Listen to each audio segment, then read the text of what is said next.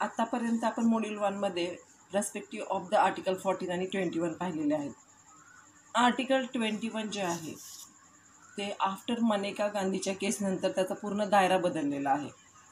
A K. गोपालनच्या केसच्या वेळेस जेव्हा यांना अटक झाली होती, ए.के. गोपालनना डिटेन केलं गेलं होतं, त्यावेळेस कोर्टाने सांगितलं होतं की बाबा हे कसं आहे, प्रोसिजर बाय लॉ, कायद्याने प्रोसिजर केलेली आहे आणि त्यानुसार यांना अटक केली गेली आहे, त्यामुळे योग्य आहे. मनेका गांधीच्या वेळेस मात्र सगळंच दृश्य बदललेलं होतं. सगळे काही दायरे हे झालं. आर्टिकल 21चा दायरा खूप मोठा वाढला आफ्टर मनेका गांधी केस. मग त्याचा इम्पॅक्ट प्रत्येक क्षेत्रावर झाला, जीवनाच्या प्रत्येक क्षेत्रावर, मनुष्य जीवनात जे जे आहे त्या प्रत्येक क्षेत्रावर त्याचा इम्पॅक्ट झालेला आहे. तसाच इम्पॅक्ट हा फेअर ट्रायलवर सुद्धा झालेला आहे. ॲक्च्युली फेअर ट्रायल हे तुमचं 7वं मॉड्यूल आहे. मॉड्यूल नंबर 7मध्ये तुम्हाला फेअर ट्रायलचं इम्पॉर्टन्स आहे, meaning of the fair trial आहे, त्याचं डेफिनेशन्स आहेत. सो ते मॉड्यूल मी इथं घेतलेलं आहे, कारण माझं असं मत आहे की आर्टिकल 21 जेव्हा येतं त्याला कनेक्टेड जेव्हा आपण फेअर ट्रायल लिहितो तेव्हा ते जास्त चांगल्या पद्धतीने समजतं. कारण फेअर ट्रायल ही कन्सेप्ट मनेका गांधीच्या केसनंतर आलेली आहे. ओके, सो आता आपण मॉड्यूल 7 पण पाहतो आहोत आणि मॉड्यूल 1मधलं फेअर ट्रायल पण पाहतो आहोत. तुम्हाला फेअर ट्रायल मॉड्यूल 1मध्ये नाही आहे, but I have connected it. Okay, so आता पाहूया आपण importance of fair trial. A trial conducted by a judge in an impartial way. पहा, इम्पार्शियलला मी अंडरलाईन केलेलं आहे. अ ट्रायल म्हणजे काय, एखाद्या व्यक्तीला आपण इनोसंट व्यक्तीला किंवा कुणाही व्यक्तीला आपण पकडून कोर्टामध्ये समोर हजर करतो. मग तो गुन्हेगार आहे किंवा नाही हे सिद्ध करण्याची जी प्रोसिजर आहे त्याला म्हटलं जातं ट्रायल.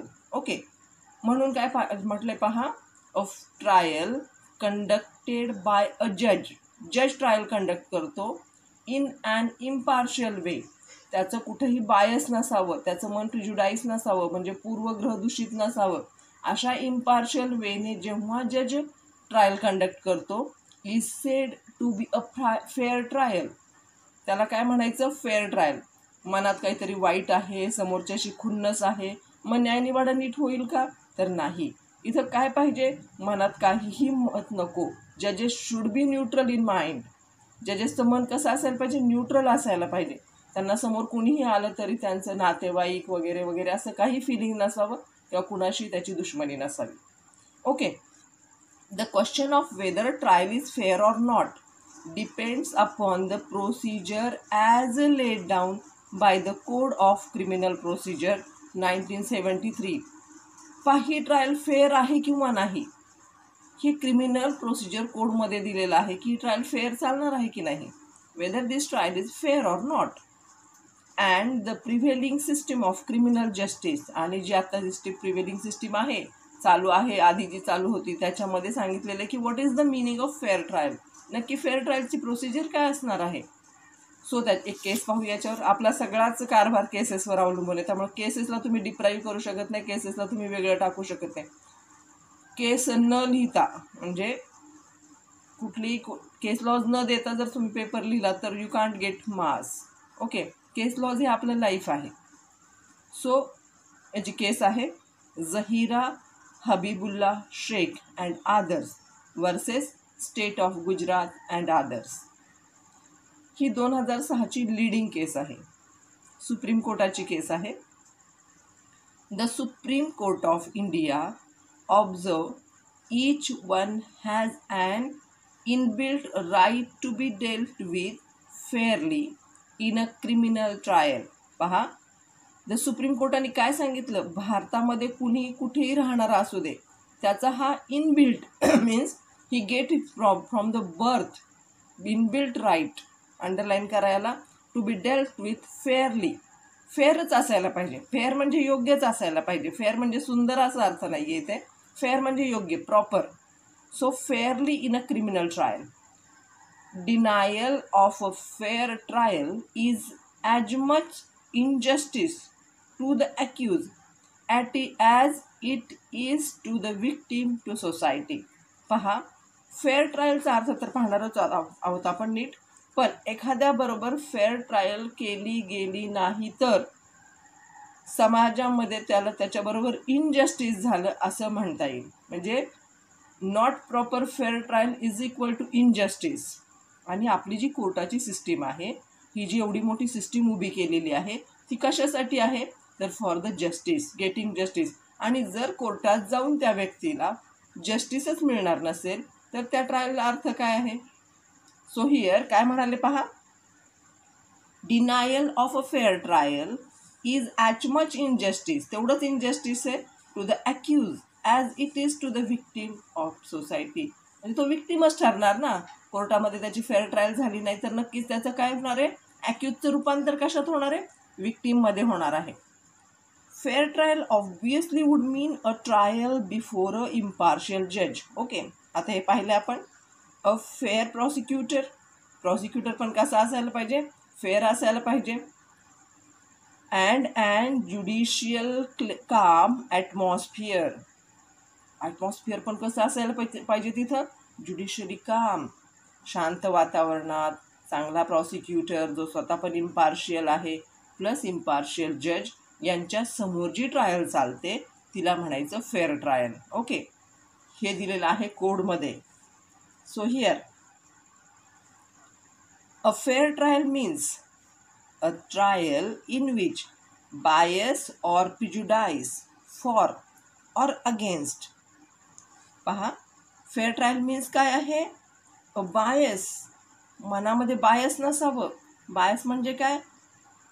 कुलुषित भाव, वाईट भाव, आपल्याला पार्शियल भाव, की बाबा हा चांगला माणूस आहे, हा उंच माणूस आहे, हा छोटा माणूस आहे, हा या जातीचा माणूस आहे, असं काही नसावं बायस. ऑर प्रिजुडाइस, किंवा पूर्वग्रह दूषित नसावं ते ठिकाण.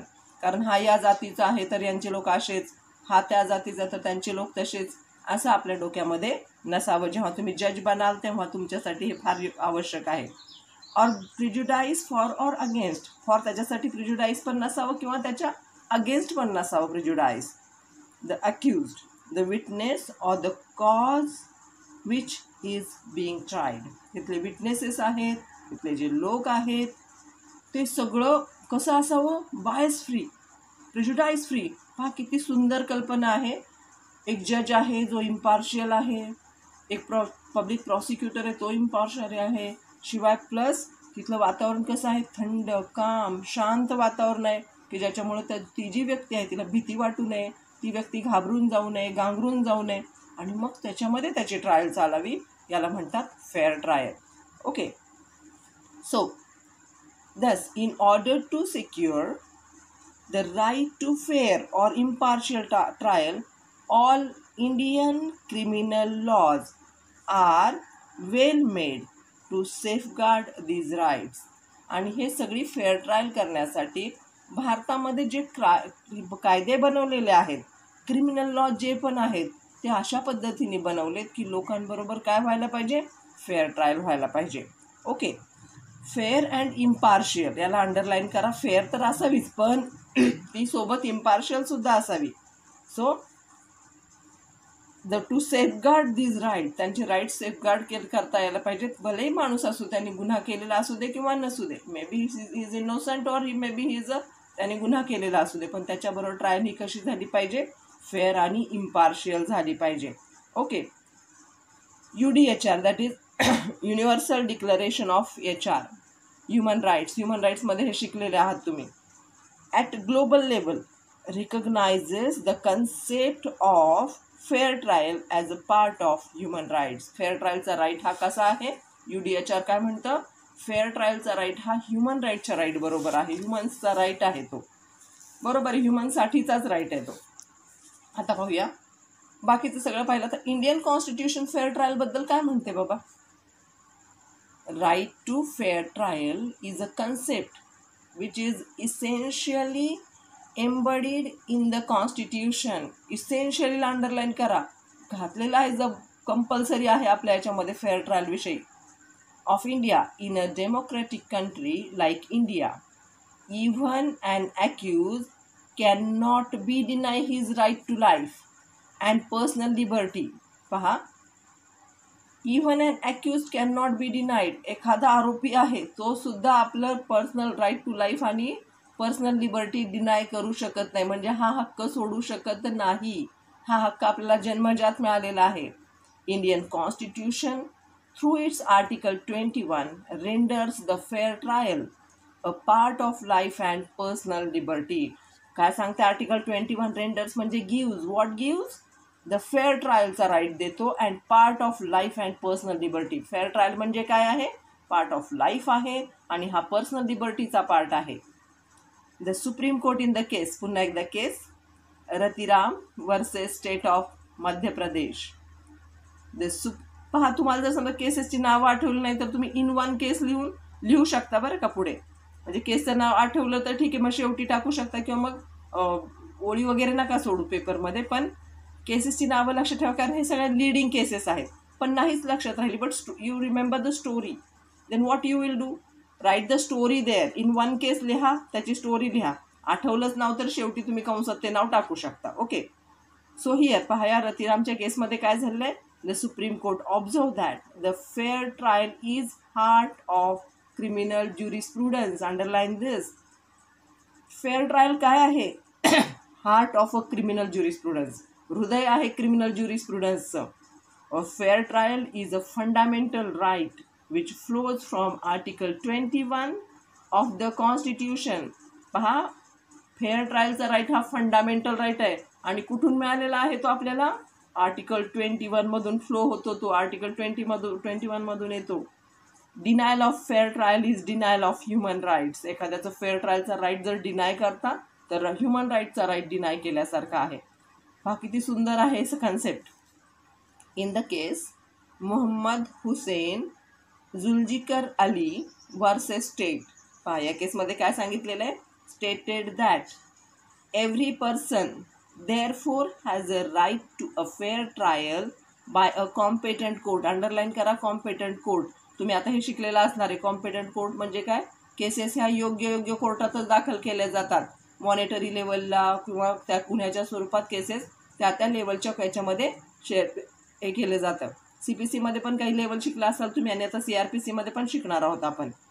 कॉम्पिटंट कोर्टला अंडरलाईन करा आणि लक्षात ठेवा हा शब्द.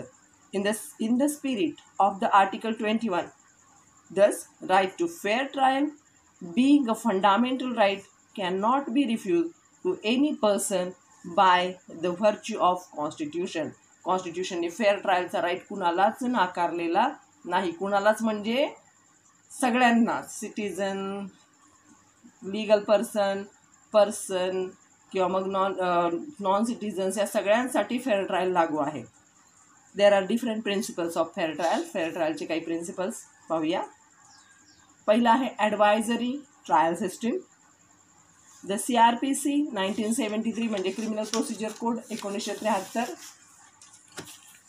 Is based on an advisorial trial system. Advisorial म्हणजे काय? जिथं ॲडवायसेस दिले जातात अशी system. This system suggest that the onus of proving the guilt of the accuse is on the prosecution and judge acts as a natural reference from both the sides. पहा, owners of proving म्हणजे काय? एखादी घटना prove करायची आहे, प्रथम दर्शनी prove करायची आहे, तर त्याच्यामध्ये ॲक्यूजचं गिल्ट आहे.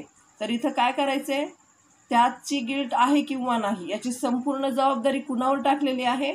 Is on the prosecution and जजेस acts as a neutral reference from both the side. त्यांचा रेफरन्स कसा असायला पाहिजे? न्यूट्रल असायला पाहिजे. जजनी कुठल्याही पद्धतीने बायस्ड असायला नको, प्रिज्युडाईस असायला नको. शिवाय प्रॉसिक्युटर जे आहेत त्यांनी कसं असायला पाहिजे? Of course they must be neutral. दुसरं आहे प्रिझम्पशन ऑफ इनोसन्स.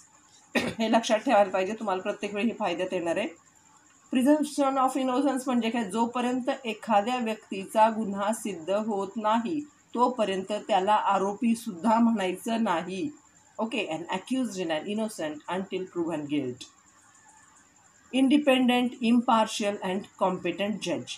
जजेस शुड बी कसे असायला पाहिजे? इंडिपेंडंट असायला पाहिजे. त्यांनी या बाजूने नेमलंय त्या बाजूने नेमलंय असं जज नसतो. इम्पार्शियल असायला पाहिजे, त्याच्या मनात कुठलंही पार्शलिटी नसायला पाहिजे. आणि तो कॉम्पिटंट जज असला पाहिजे, म्हणजे तो ती केस हँडल करण्याच्या योग्यतेचा जज असला पाहिजे. These are important principles of fair trial. आता इम्पॉर्टन्स ऑफ फेअर ट्रायल पाहूया. Fair trial are the only way to prevent miscarriage of justice.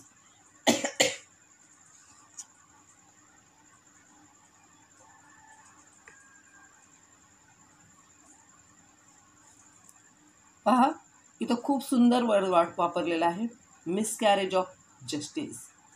जस्टिसचं ॲबॉर्शन, जस्टिसचं बाळ जन्माला येण्याच्या आधी संपवण्याची process, miscarriage of justice. Fair trial are the only way to prevent the miscarriage of justice. Prevent करायचं आहे, मिसकॅरेज होऊ द्यायचं नाही आहे, ते बाळ जन्माला येऊ द्यायचं, म्हणजे जस्टिस झालं पाहिजे, त्याच्या आधी ते थांबवायचं नाही आहे. And are an essential part of a just society. आणि या सोसायटीची गरज आहे ती. पहा, बरेच गरीब लोक असतात ज्यांना कधी कधी ते आरोप केलेलाही नसतो, त्यांनी गुन्हा केलेला नसतो. जर फेअर ट्रायल ही प्रोसेस नसेल तर उचल आणि कुणालाही टाकात, कुणालाही जेलमध्ये टाक, कुणालाही पनिशमेंट कर, असं होत राहील ना. पण इथं ते होऊ द्यायचं नाही आहे, म्हणून फेअर ट्रायलची कन्सेप्ट सुंदर आहे. The right to fair trial also means that if you are accused of a crime you are innocent until proved guilty. नाहीतर पहा ना, एखादा जर जेलमध्ये जाऊन आला बिचारा, त्याने कुठलाही गुन्हा केलेला नसेल तर समाज त्याला जगू देणार नाही ना. म्हणून काय सांगितलेलं आहे, जोपर्यंत एखाद्या व्यक्तीवरचा गुन्हा सिद्ध होत नाही तोपर्यंत त्याला आरोपीसुद्धा म्हणायचं नाही. ही इज अ इनोसंट असं प्रिज्यूम केलं जातं. Okay, so the right to fair trial is an essential safeguard of a just society. सेफगार्डला अंडरलाईन करा, हा इसेन्शियल सेफगार्ड आहे. सेफगार्ड म्हणजे प्रोटेक्शन आहे आपल्या सोसायटीचं. नाहीतर कुणालाही उचलून कुठेही टाकलं असतं, जेलमध्ये टाकलं असतं, पनिशमेंट केली असती, तर हे होऊ द्यायचं नाही. म्हणून क्रिमिनल प्रोसिजर कोडमध्ये ॲक्च्युली फेअर ट्रायलची कन्सेप्ट टाकली आहे. आणि ही आली आहे कुठून? आर्टिकल 21मधून आली आहे. कधी आली आहे? आफ्टर मनेका गांधीच्या केसमधून आली आहे. कॉन्स्टिट्यूशन जर तुम्ही नीट शिकलेला असाल तर CRPC फार सोपं आहे तुमच्यासाठी. So just society and its importance can not be overstated. It is an essential guarantee of the rule of law. Rule of law म्हणजे काय? कायद्याचं राज्य. कायद्याच्या राज्याची कन्सेप्ट ही खूप सुंदर आहे. मग कायद्याचं जर राज्य असेल तर तिथं फेअर ट्रायल झाली तर कुठल्याही माणसाबरोबर इनजस्टिस होईल का? नाही होणार. म्हणून फेअर ट्रायल हे काय आहे? इम्पॉर्टंट थिंग आहे which is given by the constitution to the society. जर एखाद्या सोसायटीमध्ये फेअर ट्रायल नसेल तर ती सोसायटी कशी आहे, किंवा त्या व्यक्तीबरोबर काय झालेलं आहे, इनजस्टिस झालेलं आहे, किंवा ती व्यक्ती व्हिक्टीम ठरेल. Okay, so this is our module number 1, end of module number 1. आपण पुढच्या लेक्चरमध्ये मॉड्यूल नंबर 2 पाहू. थँक्यू.